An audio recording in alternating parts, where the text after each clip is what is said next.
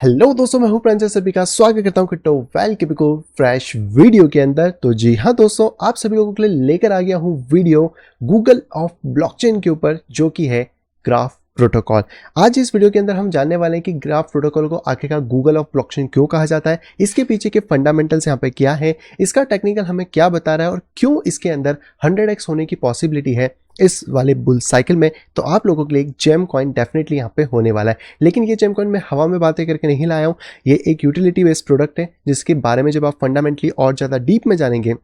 तो आप समझ पाएंगे कि ये कितना इंपॉर्टेंट यहाँ पे होने वाला है पूरे के पूरे क्रिप्टो इकोसिस्टम के लिए। तो चलिए फटाफट से स्टार्ट करते हैं, लेकिन स्टार्ट करने से पहले फटाफट वीडियो को लाइक कर दीजिए, चैनल को सब्सक्राइब कर लीजिए, दोस्तों के साथ शेयर कर दीजिए। और अगर आप टेक्निकल एनालिसिस को इन डेप्थ डिटेल में सीखना चाहते हैं तो आप मेरे टेक्निकल एनालिसिस के कोर्स में ज्वाइन कर सकते हैं। आपको QR कोड ऊपर और लिंक नीचे वीडियो के डिस्क्रिप्शन बॉक्स में भी देखने के लिए मिल जाएंगी। और अगर आप सिंगल ग्रुप में ज्वाइन करना चाहें तो उसके लिए आप डायरेक्टली मुझे DM कर सकते हैं @cryptoval के ऊपर। देखिए, सबसे पहले मैं टेक्निकल्स थोड़े कवर कर लेता हूँ। फंडामेंटल्स थोड़े से बोरिंग लगते हैं तो वो हम थोड़ा सा बाद में कवर करेंगे, लेकिन टेक्निकल से पहले हम लोग स्टार्ट करते हैं कि आखिरकार GRT बेसिकली है क्या। तो GRT को एक सिंपल सी भाषा में अगर मुझे आपको समझाना हो तो GRT को आप इंडेक्सिंग प्रोटोकॉल कह सकते हैं। इंडेक्सिंग प्रोटोकॉल का सिंपल सा मतलब क्या होता है वो मैं आपको पहले समझा देता हूं। तो जैसे हमारे पास एक किताब होती है और एक किताब में बहुत सारे पन्ने होते हैं, लेकिन उसके पहला पेज जो होता है वहां पे हमें मिलते हैं इंडेक्सेस, जिससे हमें पता पड़ता है कि अगर ये किताब यहाँ पे 100 पन्नों की है, फॉर एग्जाम्पल 99, 100, तो इन पन्नों के अंदर क्या डिटेल्स होने वाली है और उसका आइडिया हम इसके इंडेक्स पेज से लगाते हैं कि हाँ, अगर ये इंडेक्स ए पे ये चीज़ लिखी है तो हमें पहले पेज के ऊपर ये चीज़ मिलेगी, और अगर इंडेक्स के 99 पेज या 100 पेज पे ये चीज़ लिखी है तो हमें इस बुक के अंदर ये चीज़ें मिलने वाली हैं। अब इंडेक्सेशन हमारी लाइफ के अंदर ज़रूरी क्यों होता है? सिंपल सी बात है कि अगर हम लोग बहुत ज़्यादा ना फैली हुई चीज़ों के अंदर से कोई भी डिसीजन नहीं ले सकते। हमें अगर कोई डिसीजन चाहिए या फिर कोई भी चीज़ सर्च करना है तो हमें सिंगल क्लिक की मदद से यहाँ पे करनी होती है। जैसे हम इंटरनेट के बारे में बात करें तो गूगल जो है वो हमारे लिए एक सर्च इंजन है, यानी कि वो हमारी सर्च इंजन की एक क्वेरी को सॉल्व करता है। क्योंकि इंटरनेट पर तो बहुत सारी चीज़ें हैं। अगर आप ये ढूंढना चाह रहे हो कि यार क्रिप्टो के अंदर करियर कैसे बनाए या क्रिप्टो के लिए कौन से प्रोजेक्ट्स को हम स्टडी करें या फिर टॉप 10 क्रिप्टो करेंसी कौन सी है या फिर कुछ भी आपकी क्वेरी हो सकती है जो आप जानना चाहते हैं, वो सारी क्वेरी मल्टीपल सर्वर्स और मल्टीपल जगह फैली हुई है। जैसे अगर मैं मेरी ही बात करूं तो हम लोग बात करते हैं यूट्यूब के ऊपर। तो यूट्यूब पे आपको बहुत सारे क्रिप्टो के यूट्यूबर्स देखने को मिल जाते हैं। हर किसी का कंटेंट अलग अलग होता है। लेकिन अगर आप ये चीज़ ढूंढना चाह रहे हो कि टॉप ऐसे कौन से प्रोजेक्ट हैं जिनके अंदर हमें इन्वेस्टमेंट करना है, तो जब आप ये क्वेरी यूट्यूब को देते हो तो यहाँ पर यूट्यूब आपके सामने मल्टीपल वीडियोस जो होते हैं वो लाइन बाय लाइन यहाँ पे एक अरेंज कर देता है, और इसी अरेंजमेंट को हम इंडेक्सेशन कहते हैं, जो कि SEO की मदद से, एल्गोरिथम की मदद से हमें यहाँ पे देखने को मिल जाता है। लेकिन इसमें सबसे बड़ी प्रॉब्लम पता है क्या है? वो है कि ये जो यूट्यूब है, गूगल है, ये सारे के सारे कहीं ना कहीं वेब 2 के, यानी कि हम कह सकते हैं सेंट्रलाइज एंटिटी हैं, जो बहुत सारी प्रॉब्लम क्रिएट कर सकते हैं, चाहे वो फाइनेंशियल वाइज हो, चाहे वो आपके बिजनेस वाइज हो, या फिर किसी भी फॉर्म में हो सकता है। जैसे अगर हम हमारे चैनल की बात करें तो वीडियोज़ के व्यूज़ की रैंक उतनी नहीं जा पाती, लेकिन वहीं पर जो कॉमेडी वीडियोज़ हैं वो बहुत ज़्यादा रैंक करते हैं, ज़्यादा व्यूज़ जाते हैं। तो ये सारा इंडेक्सेशन और बाकी सारी चीज़ों की वजह से होता है, जो कहीं ना कहीं डिसएडवांटेजेस भी सेंट्रलाइज सिस्टम के अंदर यहाँ पे लेकर आता है। तो ये एक ओवरव्यू है जो कि ग्राफ के बारे में, इसको हम थोड़ा सा डिटेल में और समझने की कोशिश करते हैं। लेकिन उससे पहले मैं आपको इसके बारे में थोड़ा टेक्निकल पर्सपेक्टिव दे देता हूँ, ताकि जो लोग ये जानना चाह रहे हैं कि 100x क्यों होने वाला है या कितना प्राइस हो सकता है, उनको पहले चीज़ें यहाँ पे पता पड़ जाए। तो देखिए, ग्राफ प्रोटोकॉल की अभी करंट अगर वैल्यूएशन की बात करी जाए मार्केट कैप के अकॉर्डिंग तो लगभग 1 बिलियन के आसपास इसका मार्केट कैप चल रहा है। और अगर हम लोग नीचे देखें तो लगभग इसकी सर्कुलेटिंग सप्लाई 8.9 बिलियन के आसपास है और टोटल सप्लाई लगभग 10 बिलियन के आसपास यहाँ पे बनी हुई है। अब ये जो इसका मार्केट कैप है ये अभी फिलहाल में भले ही 1 बिलियन का है, लेकिन आने वाले टाइम में, यानी कि इस मार्केट के एंड तक, ये हमें लगभग यहाँ पे 100 बिलियन या फिर उससे ऊपर जाता हुआ भी मिल सकता है। और अगर मैं इस पूरी सप्लाई को कॉपी करूँ, जो कि इसकी टोटल सप्लाई है, हालांकि इसमें बर्निंग प्रोसेस भी होगी, बट फिर भी अगर हम इसको कॉपी करें और हम यहाँ पे 100 बिलियन, यानी कि इसके अंदर हमें 9 जीरो लगाने पड़ेंगे, तो 1 2 3 1 2 3 1 2 3, और इससे अगर हम लोग इस वैल्यू को डिवाइड यहाँ पे करते हैं तो आप लगभग इसकी वैल्यू को $9.3 तक एज्यूम करके यहाँ पे चल सकते हैं कि लगभग इस साइकिल में इसका मार्केट कैप जब भी यहाँ पे 100 बिलियन को टेस्ट करता है जीआरटी का प्राइस $9 के आसपास यहाँ पे होने वाला है। अब ये बात तो हो गई इसके मार्केट कैप के अकॉर्डिंग, जो हो गया हम लोगों ने इसकी टोटल सप्लाई के साथ करी, क्योंकि ऑलमोस्ट 89% के आसपास या 85% इसकी सप्लाई सर्कुलेटिंग के अंदर है और इसमें कुछ बर्निंग मैकेनिज्म्स भी हो रहे हैं जो कि मैं आपको फंडामेंटल वाले पार्ट में यहाँ पे बताने वाला हूँ। अब बात करते हैं चार्ट के बारे में, क्योंकि चार्ट हम सभी लोगों के लिए बहुत इंपॉर्टेंट होता है। अगर आप चार्ट्स को नहीं देखते हैं तो आप लोगों को बहुत सारी चीज़ें मिस आउट यहाँ पे हो जाती हैं। अब देखो चार्ट में अभी हमें क्लियरली ये चीज़ समझ आ रही है कि मार्केट ऑलरेडी एक साइकिल कंप्लीट करने के बाद अपना एक डाउन ट्रेंड के अंदर गया है। हो सकता है मार्केट इससे नीचे चला जाए, नहीं जाए, ये एक डिफरेंट कॉन्सेप्ट है, क्योंकि आपको हमेशा चार्ट्स को एवेल्युएट करते रहना पड़ता है कि मार्केट किस तरीके से मोमेंटम यहाँ पे दे रहा है। लेकिन अभी की कंडीशन में हम इसको एज अ बॉटम मानते हैं और इस वाली वैल्यू की अगर हम लोग बात करें तो ये इसको मैं थोड़ा सा राइट हैंड साइड में कर देता हूँ तो हम लोगों को यहाँ पे वैल्यू प्रॉपर दिखेगी। तो ये थी $0.05, जिसके बाद से हमें एक बॉटम देखने को मिला है और मार्केट अगर इसको एज अ बॉटम रिस्पेक्ट करके एक नए टॉप बनाता है तो अगर हम लोग यहाँ से फिबोनाची को यूज करते हैं from the high to the low point, तो ये चीज हमें देखने को मिलेगी कि हमारा जो फर्स्ट टारगेट है अकॉर्डिंग टू द फिबोनाची वो हमें $8.95 के आसपास देखने को मिल रहा है। और जो कैलकुलेशन हमने भी वहां पे की थी लगभग 100 बिलियन के मार्केट कैप के हिसाब से, उसमें भी लगभग 9.3 का टारगेट यहाँ पे आया था। अभी के केस में ये हो सकता है कि डेफिनेटली इसका प्राइस थोड़ा सा आपको और ज़्यादा नीचे आता हुआ मिल सकता है, क्योंकि एस्टिमेशन हमारे पास जो है कि जो वैल्यूशन है वो माइट भी पॉसिबल है कि इस रेंज के आसपास कहीं हमें देखने को मिले। मैं इसको थोड़ा सा अपर वे के अंदर यहाँ पे रख सकता हूँ इस रेंज में, जो कि 0.07 से 0.08 हो सकता है। तो यहाँ तक प्राइस में थोड़ा सा डिक्लाइन हो सकता है और इसमें जो स्टॉप लॉसेस है वो हम 0.05 के नीचे लगा के बिल्कुल चलेंगे, क्योंकि देखो हमें बहुत ज़्यादा रिस्क नहीं लेना चाहिए किसी भी प्रोजेक्ट में, भले वो प्रोजेक्ट कितना भी अच्छा हो, इन फ्यूचर कर सकता है। बट अगर आपको ऐसा लग रहा है कि आप लॉन्ग टर्म में इससे फंस सकते हो तो आपको अपने स्टॉप लॉसेस को डेफिनेटली यहाँ पे लगा के चलना चाहिए। आज के हिसाब से बात करें कि इसके अंदर कितना रिस्क अभी हमें इस पॉइंट पे देखने को मिलता है, अगर हम लोग बात कर रहे हैं इस वाले स्टॉप की, तो प्राइसेस अगर इस पॉइंट पे आ जाते हैं तो लगभग हमारा स्टॉप रहेगा 38% का। और अगर आप आज की वैल्यू से भी यहाँ पे बाय कर रहे हो तो लगभग आपका स्टॉप होगा 58 to 60% के यहाँ पे। अब बात करते हैं रिवॉर्ड्स के बारे में कि हमें क्या रिवॉर्ड मिल सकते हैं। देखिए, अगर आप इस प्रोजेक्ट को बहुत ज़्यादा लॉन्ग टर्म होल्ड नहीं करना चाहते, आप मिड में निकलना चाहते हैं, तो जो बेस्ट ऑप्शन होगा हमारे पास वो होगा ये वाली रेंज,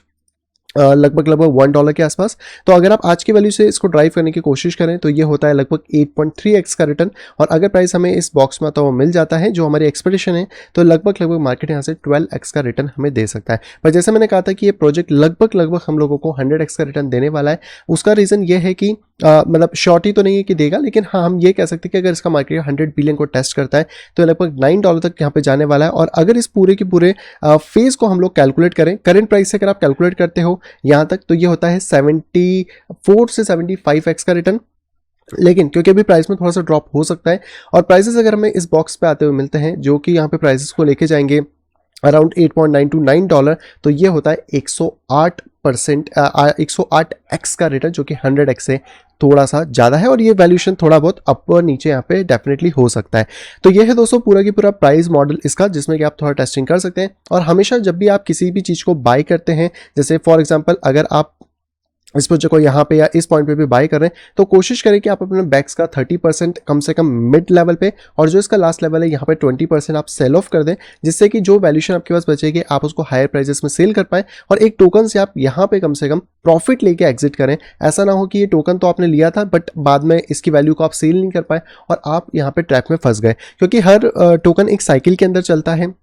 अगर ये टोकन आज की डेट में बॉटम लगाएगा फिर यहाँ से पंप करेगा तो ये होगा कि बिल्कुल ये एक टॉप लगाने के बाद वापस प्राइस क्रैश करेगा और इस ट्रैप के अंदर बहुत सारे मेजोरिटी लोग यहाँ पे फंस जाते हैं, जिसकी वजह से वो इस मार्केट में आते तो हैं, कॉइन्स भी सिलेक्ट कर लेते हैं, लेकिन कहीं ना कहीं ट्रैप यहाँ पे हो जाते हैं। तो स्टॉप लॉसेस लगाना, बुकिंग करना प्रॉफिट की, ये इस मार्केट के लिए बहुत ज़्यादा इंपॉर्टेंट है। तो आई होप आपको टेक्निकली समझ आ गया होगा कि ये प्रोजेक्ट के अंदर पोटेंशियल 100x के आसपास का क्यों है, क्या क्या इसमें वैल्यूज और कहाँ पे हमें बाय लेवल्स और कहाँ पे स्टॉप लेवल्स हमें देखने को मिल जाते हैं। अब बात करते हैं इस प्रोजेक्ट के फंडामेंटल्स के बारे में, जो कि बहुत इंपॉर्टेंट है।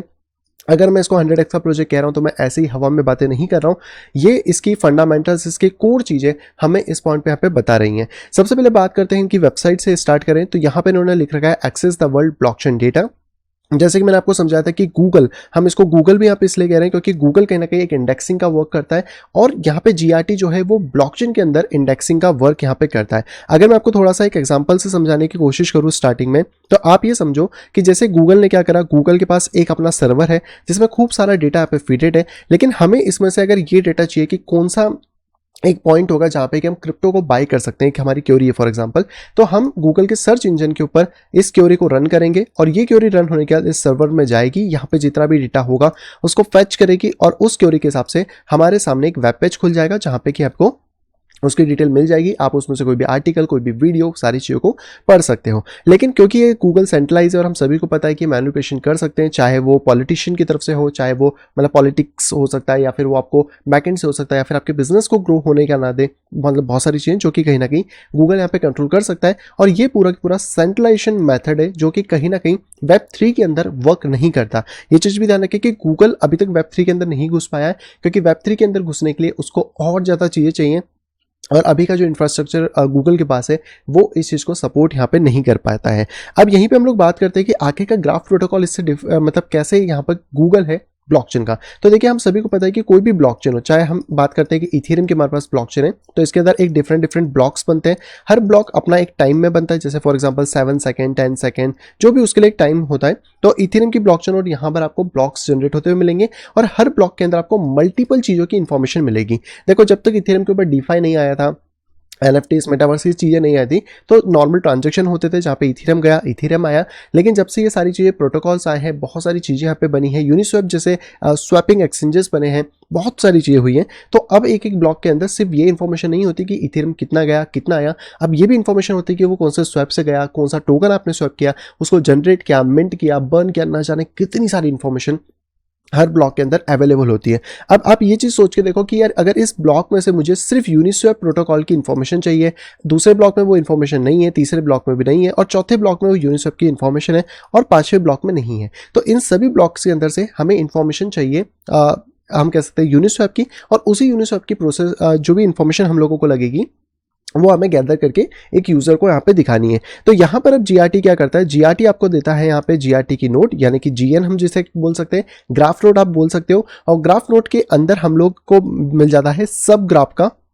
फीचर। तो यहाँ पर जब आप सब ग्राफ के फीचर्स देखोगे, तो सब ग्राफ के फीचर्स क्या करेगा, जैसे हमें यूनिक की यहाँ पे इन्फॉर्मेशन चाहिए थी, तो वो यूनिक इन्फॉर्मेशन यहाँ से हमें निकाल के दे देगा, जैसे कि इस वाले ब्लॉक, इस वाले ब्लॉक, इस वाले ब्लॉक, इस वाले ब्लॉक, इस वाले ब्लॉक, इन सभी में से हमें यूनिक इन्फॉर्मेशन उसके सब ग्राफ के फॉर्मेट में मिल जाएगी। अब अगर ये सब ग्राफ को हम देखने की थोड़ी कोशिश करें कि ये सब ग्राफ बेसिकली दिखते कैसे, तो आप अगर आते हैं ग्राफ की वेबसाइट के ऊपर, तो यहाँ पे आप एक्सप्लोर पे आ सकते हैं, और ये है आपके सब ग्राफ जो कि आपको यहाँ पे देखने को मिलेंगे। और इनके अंदर यूज होता है जीआरटी टोकन, जो कि यहाँ पर यूज करते हैं क्यूरेटर्स पे भी हम लोग आते हैं कि वो कौन होते हैं, क्या होते हैं, लेकिन आप इस चीज को यहाँ पे समझ सकते हैं। अब ग्राफ ने एक बहुत ही इंटरेस्टिंग यहाँ पर आप देखेंगे तो डायग्राम बना रखा है। इस डायग्राम को अगर आप समझने की कोशिश करेंगे अच्छे से, तो आपको समझ आएगा कि पूरी प्रोसेस एक्चुअल में वर्क कैसे करती है।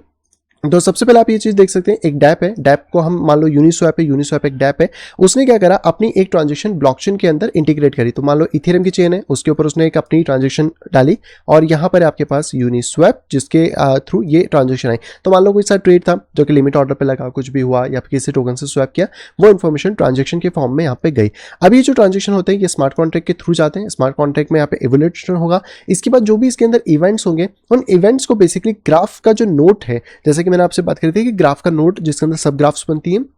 वहां पे जाएगा, और ये सारी ग्राफ्स के नोट बनने के बाद इसमें से वो डेटा मैप कर लेगा अपने पास, और इसमें से जो जो काम की इन्फॉर्मेशन है, या जो इन्फॉर्मेशन उनको एज अ सब ग्राफ वाइज इंडेक्सिंग करनी है, उसको वो स्टोर कर लेंगे अपने पास एक फॉर्म के अंदर। तो जैसे ही क्या होगा कि ये जो यूनिस्वैप प्रोटोकॉल था, ये बोलता है कि मुझे अब यार वो इन्फॉर्मेशन चाहिए थी, तो आप लोगों ने जो इन्फॉर्मेशन है वो मुझे इस फॉर्मेट में, मान लो यूनिस्वैप को इन्फॉर्मेशन चाहिए कि जो डीफाई के अंदर वॉल्यूम जनरेट हुआ था 24 बिलियन का, फॉर एग्जांपल मान लो डीफाई लामा के थ्रू हुआ था, तो उसमें से कौन कौन से टोकन वहां पे एग्जीक्यूट करते थे। तो यूनिस्वैप क्या करेगा, यहाँ पर एक क्वेरी रेस करेगा, उसकी क्वेरी रेस होगी, क्वेरी जो होगी वो ग्राफ क्यूएल के आसपास जाएगी, और ग्राफ क्यूएल ये क्वेरी ग्राफ नोड को भेजेगा, जहां से कि वो स्टोरेज से कनेक्ट है, और वो डेटा ला के दे देगा यहाँ पर यूनिस्वैप को। तो ये एक पूरा प्रोसेस है जहाँ पे कि ग्राफ बेसिकली वर्क कर रहा है। और हम इसको एक नॉर्मल भाषा में ये भी बोल सकते हैं, क्योंकि जो ब्लॉकचेन है उसके अंदर बहुत सारा डेटा यहाँ पे फिलअप होता है। क्योंकि अगर हमारे पास एक ब्लॉक है, चाहे वो इथेरियम हो, पॉलीगन हो, अवेलांच हो, आपकी बीएससी चेन हो, या फिर कोई भी हो, क्योंकि ये सारी हम ईवीएम चेन्स की बात करें, जिसके अंदर ईवीएम है, नॉन ईवीएम चेन्स भी होती है, लेकिन उसके लिए एक अलग मेथड है जो कि यहाँ पे यूज होता है, उसमें एक और मीडिएटर बीच में यूज होगा। लेकिन ईवीएम के अंदर बहुत सारी इन्फॉर्मेशन होती है, और इन्हीं इन्फॉर्मेशन को अपनी क्वेरीज के अंदर प्रोसेस करने का काम बेसिकली जीआरटी यहाँ पे करता है। तो जीआरटी सबसे पहले यहाँ पर इन सभी क्यूरीज को देखता है ब्लॉक बाय ब्लॉक जाके फटाफट, और ये क्योंकि बहुत फास्ट प्रोसेस है तो माइक्रो सेकंड्स के अंदर वर्क करती है, जिसमें कि आपको बहुत सारी डिफरेंट डिफरेंट चीज़ें मिलेंगी और इस पूरे ब्लॉक में से आपको मल्टीपल ऑफ इन्फॉर्मेशन को सब ग्राफ के फॉर्म में यहाँ पर डिनोमेट कर देता है, जिससे कि आप लोगों को इन्फॉर्मेशन देखने को मिलती है। तो अब जो भी एक एंड यूजर है, जैसे मान लो मैं यूनिस्वैप पे गया, मैंने यूनिस्वैप से पूछा कि जो यूएसडीसी कॉइन है वो मार्केट में कितने सर्कुलेटिंग सप्लाई में आ चुके हैं। तो यूनिस्वैप यहाँ पे क्या करेगा, यूनिस्वैप से हम लोगों ने बात करी या फिर हमने वहाँ पे अपना जो फ्रंट एंड एआई उससे बात करी। तो यूनिस्वैप बेसिकली यहाँ पर अपनी एक कह सकते हैं जो ग्राफ क्यूएल है, मैं इसको पूरा लिख देता हूँ, QL, जो कि इनकी खुद की एक लैंग्वेज टाइप की आप टेक्निक मान लो, उसको यहाँ पे रन करेंगे और इसको रन करने के बाद जो डेटाबेस इनके पास है, यानी कि जो क्वेरीज इन्होंने यहाँ पे आई है उन डेटाबेस से अपने स्टोर जो भी इन्होंने ब्लॉकचेन से डेटा यहाँ पे फेच किया है उसमें से लाकर वो हमें दे देंगे कि यार यूएसडीटी की सर्कुलेटिंग सप्लाई ये परसेंटेज में मार्केट में अवेलेबल हो गई है। तो ये चीज़ बेसिकली करता है, यानी कि जिस तरीके से गूगल आपका काम कर रहा था इंटरनेट के ऊपर, जब आप पूरे इंटरनेट के भंडार में से कुछ पर्टिकुलर चीज़ों की क्वेरी करते हो और उसको वो तुरंत ला के आपको देता है, उसी तरीके से जब आप ब्लॉकचेन कम्युनिटी के अंदर हो, क्योंकि ब्लॉकचेन ओपन सोर्स है, उसका डेटा बहुत ज़्यादा है, उसकी प्रोसेसिंग करने की या फिर चीज़ों को करने की वे थोड़ा सा अलग है, तो यहाँ पर आप लोगों को जो डेटा मैनेज करके देता है वो देता है ग्राफ प्रोटोकॉल। यानी कि इतने सारी ब्लॉकचेन्स, इतने सारे ब्लॉक्स, यानी कितने ब्लॉक्स होंगे, उनमें से आपको जो इन्फॉर्मेशन चाहिए वो लाके देता है ग्राफ प्रोटोकॉल यहाँ पर। और यही काम है बेसिकली ग्राफ प्रोटोकॉल का, जो कि यहाँ पे ग्राफ प्रोटोकॉल करता है। अब इसी के अंदर बहुत सारी चीज़ें आ जाती हैं। अगर हम लोग बात करते हैं सबसे पहले कि इसके अंदर आपको क्या क्या पैरामीटर्स देखने को मिलते हैं जो वर्क करते हैं, तो एक होता है डेवलपर, एक है इंडेक्सर, एक है क्यूरेटर, एक है डेलीगेटर। डेलीगेटर वही है जैसे कि अभी हमने बाकी भी ब्लॉकचेन्स में देखे हैं, ये सिर्फ पैसा कमा लेते हैं, थोड़ा सा हम कह सकते हैं इंडेक्सर से। यहाँ पे जो मेजर वर्क होता है वो डेवलपर, इंडेक्सर और क्यूरेटर का। डेलीगेटर का उतना वर्क नहीं है, पर हाँ डेलीगेटर की अपनी एक वैल्यू मार्केट में है। तो डेवलपर का काम है उसको डेवलप करना, क्यूरीज को रेज करना, बहुत सारी चीज़ें। क्यूरेटर का जो वर्क होता है वो होता है सब ग्राफ्स के अंदर। जैसे आप यहाँ पे देखो सब ग्राफ है, ये है प्रीमियम मेननेट, यहाँ पे 220.2 के जीआरटी। तो यहाँ पे क्या होगा, यहाँ पे जो आपका क्यूरेटर होगा वो जिस भी उसमें डिमांड ज़्यादा होगी उनको यहाँ पर अरेंज कर देगा, और जितने भी इंडेक्सर होंगे उनके अंदर काम को बांट देगा कि भाई तुम ये वाले पे काम करो, ये वाले को इंडेक्स करो, ये वाले को करो। अब ये इंडेक्सर 1 को भी कर सकता है, 10 को भी कर सकता है, ये डिपेंड करता है उसकी कैपेसिटी पे। और जो भी इनका प्राइस पूल साइज होता है जीआरटी के अंदर, जो इनको रिवॉर्ड सेक्शन यहाँ पे एलोकेट होते हैं, वो सारे इंडेक्सर्स के अंदर बैठते हैं और उसका कुछ परसेंटेज डेलीगेटर को यहाँ पे मिलता है। तो डेलीगेटर ने अगर 15,000 टोकन स्टेकिंग पे लगाए थे 10% के हिसाब से, तो उसको 1500 टोकन साल के मिलेंगे, और वैसे इंडेक्सर उसमें से पैसा कमाएगा। और यहाँ पर ये जो हम कह सकते हैं क्यूरेटर है, ये चीज़ों को अरेंज करेगा कि यार कौन सा प्रोटोकॉल को पहले देना है, कौन सा बाद में देना है। मतलब एक तरीके से आप कह सकते हो मैनेजमेंट का काम यहाँ पे ये करने वाला है। अब यही चीज़ें अगर आप सोचो कि यार मैंने तो कभी देखी नहीं कि ग्राफ प्रोटोकॉल कहीं यूज़ हो रहा है, तो मैं आपको दिखा देता हूँ। जैसे ये है यूनिस्वैप। अब ये जो इथेरियम की वैल्यूज यहाँ पे ड्राइव कर रही है, जितना TVL वॉल्यूम्स आ रहा है, ये सारा एक सेंट्रलाइज सर्वर से नहीं आ रहा है, ये आ रहा है आपका ग्राफ प्रोटोकॉल से। तो अगर आप इसके इंडेक्सिंग के नेटवर्क सेक्शन में जाओगे, यहाँ पे आप लिखोगे ग्राफ, तो और इसको करोगे सर्च, आप इसको रिलोड भी कर लो जैसे कि आपको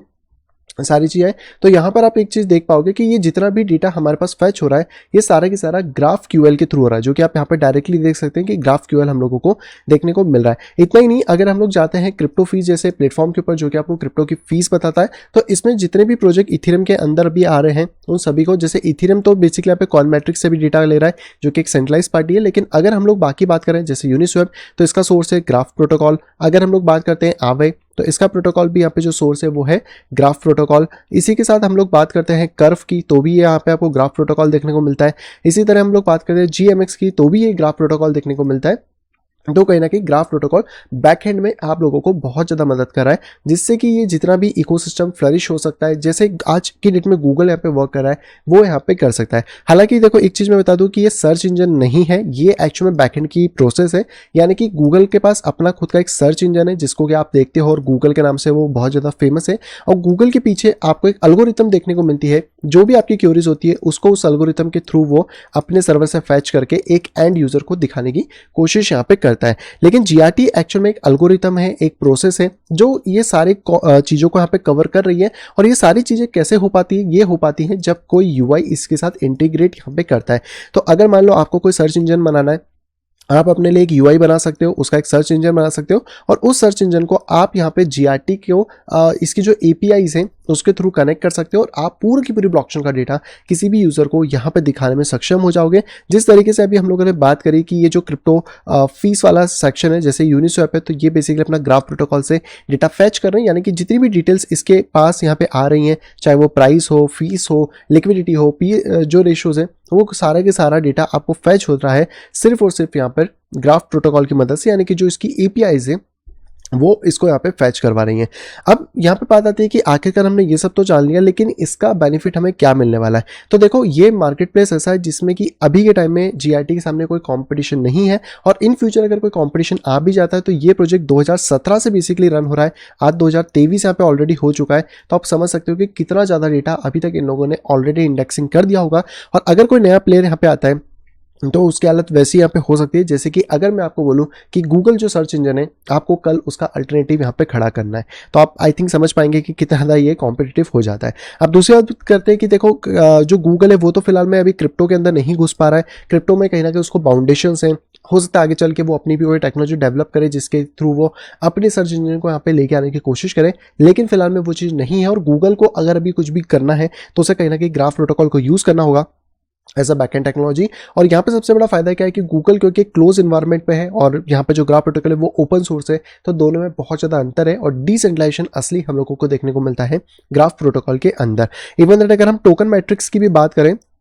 क्योंकि बहुत सारे लोग वो सोचेंगे कि इसके टोकन की मैट्रिक्स क्या है, तो टोकन मैट्रिक्स में भी अगर आप यहाँ पे बात करते हो तो टोकन भी इसके बर्न हो रहे हैं विद द टाइम। तो यहाँ पे स्टेकिंग रिवॉर्ड्स तो डेफिनेटली इसके अंदर है नोट्स वालों के लिए, लेकिन यहाँ पे सिंपल सी बात है कि अप्रोक्स 1% जो टोटल सप्लाई है वो एनुअली यहाँ पे बर्न हो रही है। लेकिन इसके साथ अगर हम लोग बात करें तो इस बर्निंग के अंदर 0.5% डेलीगेटेड टैक्सेस है, 1% क्यूरेक्शन टैक्सेस और 1% यहाँ पे क्यूरी फीस है। तो अगर आप यहाँ पे देखो तो 2023 में लगभग 23.4 मिलियन टोकन्स ऑलरेडी यहाँ पे बर्न हुए हैं 2023 के जनवरी में आप देख सकते हो, और 2022 के दिसंबर में देख सकते हो। तो कहीं ना कहीं ये सारी चीज़ें इसको एक डी इन्फ्लेशनरी कह सकते हैं कि प्रोजेक्ट भी यहाँ पे बना रही हैं। आगे चल के भी ये डेफिनेटली बहुत सारी चीज़ों में हेल्प करेगा जहाँ पे कि आपको सारी चीज़ें होने वाली है। और इसी तरीके से हम इसी वजह से इसको आज यहाँ पे कह रहे हैं कि ये गूगल है बेसिकली यहाँ पर हमारे ब्लॉकचेन का। आप जो भी चीज़ें वो इस पर डेफिनेटली इन फ्यूचर यहाँ पे बनेंगी। तो आपके व्यूज़ क्या है, आपको ये प्रोजेक्ट कैसा लगा, डेफिनेटली मुझे कमेंट बॉक्स में ज़रूर बताइएगा। थोड़ा वीडियो देखो ऐसे लेंदी हो जाते हैं जब फंडामेंटल और टेक्निकल हम समझने की कोशिश करते हैं, क्योंकि बहुत सारी चीज़ें होती है। मैंने तो आपको जस्ट ओवरव्यू बताया है, अगर मैं इसको इन डेप्थ डिटेल में चाहूँ तो शायद मुझे 3 से 4 घंटे लग जाए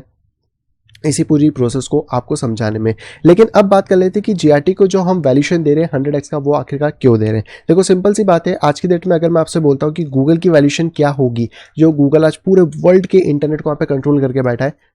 फॉर एग्जाम्पल 2 ट्रिलियन, जो कि आप यहाँ पे इसके लिए लेके चल सकते हो। अब ये सोचो कि आज जीआरटी जिस पॉइंट पे बैठा है वो है जस्ट 1 बिलियन। और यहाँ पे मैं तो ये भी नहीं बोल रहा कि इसके पूरे मार्केट कैप को कैप्चर करेगा, क्योंकि वेब3 का जितना इन्वायरमेंट बढ़ेगा उतना ही मार्केट कैप्चर कर सकता है।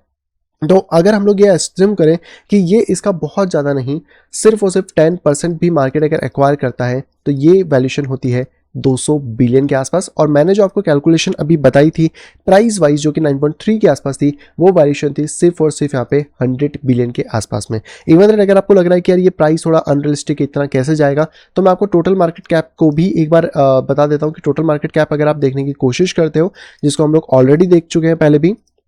और अगर आप इसमें भी फिर रिट्रेसमेंट लगाते हैं तो लास्ट टाइम हमारा हाई था लगभग 3 ट्रिलियन का, और इस बार हमारा एस्टिमेट है कि हम 6 to 7 ट्रिलियन के आसपास यहाँ पे जाने वाले हैं इस पूरे मार्केट में। जिसमें से अगर हम टोटल मार्केट कैप 2 की बात करें, जिसमें इथेरियम के साथ सभी अल्टकॉइन यहाँ पे मिक्स होंगे, तो लगभग इसका मार्केट कैप आपको देखने को मिलेगा 2.5 ट्रिलियन से 3.8 ट्रिलियन के बीच में। तो आप खुद सोचो कि जब मार्केट कैप आपका 3 ट्रिलियन के आसपास जाएगा, जो market cap total market cap था पिछली बार का, तो यहाँ पे अल्ट्स में कितना बड़ा जंप हमें देखने को मिल सकता है। एंड क्योंकि ग्राफ जिस तरीके से वर्क कर रहा है, वो सिर्फ इकलौता ऐसा प्रोजेक्ट नहीं है जो अकेला वर्क कर रहा हो। अगर आप यहाँ पे आएंगे तो आपको समझ आएगा कि ग्राफ के साथ पार्टनर बहुत सारे, यानी कि अभी के इकोसिस्टम के हिसाब से जितने भी बड़े बड़े प्लेयर्स हैं वो कहीं ना कहीं ग्राफ के साथ है, चाहे इथेरियम हो, पॉलीगन हो, आवेलांच हो, आर्बिट्रम हो, ऑप्टिमिज्म हो, बाइनेंस की चेन हो, बीएससी चेन, या फिर हम बात करते हैं फैंटम की, जेके सिंह, सेलियो, जेनेसिस, और यानी कितने सारे प्रोजेक्ट्स हैं जो कि ऑलरेडी यहाँ पर है। तो अभी करंटली बात करें तो 30K+ प्रोजेक्ट, यानी 30,000 से ज़्यादा जो प्रोजेक्ट है वो ग्राफ नेटवर्क पे होस्टेड है। वर्क कर रहे हैं सिंस 2022, यानी कि कोई नया डेटा नहीं है, पुराने नए तो और ज़्यादा ऐड हो रहे हैं। 450 इंडेक्सर है, 483 बिलियन की जो क्वेरी है वो अभी तक सर्व कर चुका है और यहाँ पर बहुत ज़्यादा चांसेस है। तो जो अभी मैंने आपको पूरा समझाया वो आप यहाँ पे देख सकते हैं। ब्लॉकचेन का डेटा, स्मार्ट कॉन्ट्रैक्ट, सबग्राफ और यूआई, ये 3 वे में इस तरीके से मार्केट यहाँ पे वर्क करता है। अब आप सोचो कि यार इसको लाने का फायदा क्या है, क्योंकि हमारे पास तो गूगल है, गूगल अगर कल कोई टेक्नोलॉजी बना ले, वो आ जाए, तो देखो जितना चीज़ें डिसेंट्रलाइज होंगी उतनी आपकी कॉस्ट कम होगी। एक तो ये आपको 100% सर्वर लेस कर देता है, तो ये आपको कोई भी सर्वर यहाँ पे मेंटेन नहीं करने। गूगल को अगर ये चीज़ करनी होती है आज के दिन में, बड़े बड़े सर्वर उसको कंट्रीज में रखने पड़ते हैं। यहाँ पे स्पेंडिंग 60 to 98% लेस हो जाती है, क्योंकि अगर यही काम मैं गूगल पे करना चाहूँगा तो माइट भी मुझे $1000 लगे